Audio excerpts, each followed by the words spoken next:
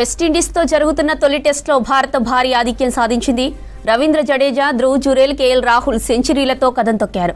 15 4లు 3 సిక్సర్లతో 125 పరుగులు చేసిన ధ్రువ్ భారీ షాట్ ఆడబోయి క్యాచ్ ఇచ్చి వెనుదిరిగాడు. ఆ తర్వాత జడేజా విండీస్ బౌలర్లను ఆటాడుకున్నాడు. 6 4లు 5 సిక్సర్లతో సెంచరీ పూర్తి చేశాడు. దీంతో టెస్టుల్లో 6 సెంచరీలు కొట్టిన ఆల్రౌండర్గా నిలిచాడు. ఇక రెండో రోజు ఆట ముగిసే సమయానికి భారత్ 5 వికెట్లు కోల్పోయి 286 పరుగుల ఆధిక్యాన్ని సాధించింది.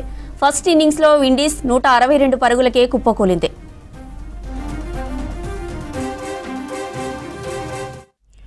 121 పరుగుల ఓవర్ నైట్ స్కోర్ నుంచి రెండో రోజు ఆటను ప్రారంభించిన టీమిండియా ఓపెనర్ కేఎల్ రాహుల్ అద్భుత సెంచరీ చేశాడు.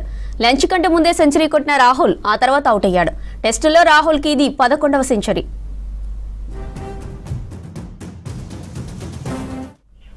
రైట్, ఇక మ్యాచ్కి సంబంధించిన మరిన్ని అప్డేట్స్ మనకి తేజస్వి లైవ్లో అందిస్తారు. తేజస్వి, విండీస్తో టెస్ట్ మ్యాచ్లో భారత్ భారీ ఆధిక్యం సాధించినట్లు తెలుస్తుంది. ఆ డీటెయిల్స్ ఏంటి?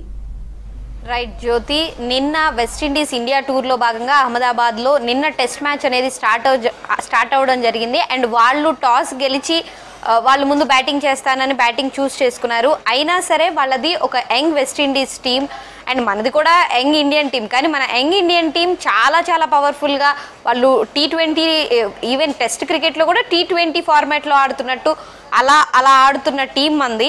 అండ్ అటు వెస్టిండీస్ యంగ్ టీం అవ్వడం వల్ల ఇటు క్యాప్టెన్సీలో కానీ అటు బ్యాటింగ్లో వాళ్ళకి అంత స్ట్రెంగ్త్ లేదు. సో అందుకోసమే వాళ్ళు 162కే వాళ్ళ వికెట్స్ అన్నీ పడిపోవడం జరిగింది. కేవలం 43 ఓవర్స్ మాత్రమే ఆడడం జరిగింది. And Siraj 4 wickets, Bumrah 3 wickets. వాళ్ళు మన బౌలర్స్ కూడా చాలా ఇంపాక్ట్ చూపించారు. సో 162కే వాళ్ళని కట్టడి చేసేయడం జరిగింది. అండ్ నిన్ననే ఇండియన్ టీం కూడా బ్యాటింగ్కి వచ్చింది. అండ్ బ్యాటింగ్కి వచ్చిన వెంటనే కొంచెం టైం తీసుకున్నారు. ఎవరైతే openers KL Rahul and SSV Jaiswal ఇద్దరు, జనరల్గా ఎస్ఎస్వి జైస్వాల్ చాలా అగ్రెసివ్గా స్టార్ట్ చేస్తాడు. టెస్ట్ క్రికెట్లో అయినా సరే T20 ఫార్మాట్లో లాగా ఆడే ప్లేయర్ ఎస్ఎస్వి జైస్వాల్. అయినా సరే ఎస్ఎస్వి జైస్వాల్ కూడా స్టార్టింగ్ కొన్ని బాల్స్ అసలు ఆడకుండా అంటే డిఫెన్స్ మోడ్లోకి వెళ్ళిపోయి ఆడాడు. అండ్ తన స్టాండర్డ్లో ఆడలేదు కాబట్టి మేబీ 36కి అవుట్ అయిపోయాడు. కానీ కేఎల్ రాహుల్ యాజ్ యూజువల్ ఏ ప్లేస్లో వచ్చినా సరే కేఎల్ రాహుల్ ఆ ఇంపాక్ట్ అనేది చూపిస్తాడు.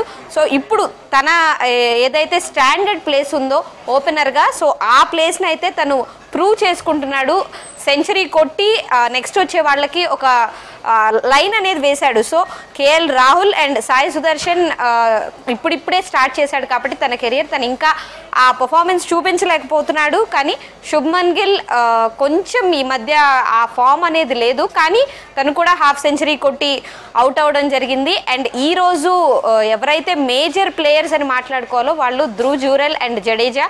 వీళ్ళిద్దరూ చాలా మంచి ఇంపాక్ట్ క్రియేట్ చేశారు. జడేజా ఎప్పుడైతే వచ్చాడో సో వీళ్ళిద్దరు పార్ట్నర్షిప్ కూడా చాలా మంచిగా బిల్డ్ చేశారు. ఇద్దరు సెంచరీస్ కొట్టడం అండ్ ఏదైతే జడేజా సీనియారిటీ ఉందో అది ధ్రువ్ జురేల్కి కూడా హెల్ప్ అయింది. అండ్ ధ్రువ్ జురేల్కి ఆల్రెడీ తెలుసు రిషబ్ పంత్ కనుక ఇప్పుడు ఇంజురీ నుంచి వస్తే తన ప్లేస్ రిషబ్ పంత్కి ఇచ్చేయాలి అని. అయినా సరే కూల్గా కామ్గా అంత బాగా పర్ఫామ్ చేశాడు. సో ఈరోజు హీరోలు అంటే Dhruv Jurel and Jadeja. And right now అయితే ఈరోజు మ్యాచ్ అయిపోయే టైంకి జడేజా అండ్ వాషింగ్టన్ సుందర్ ఇంకా ఆడుతున్నారు.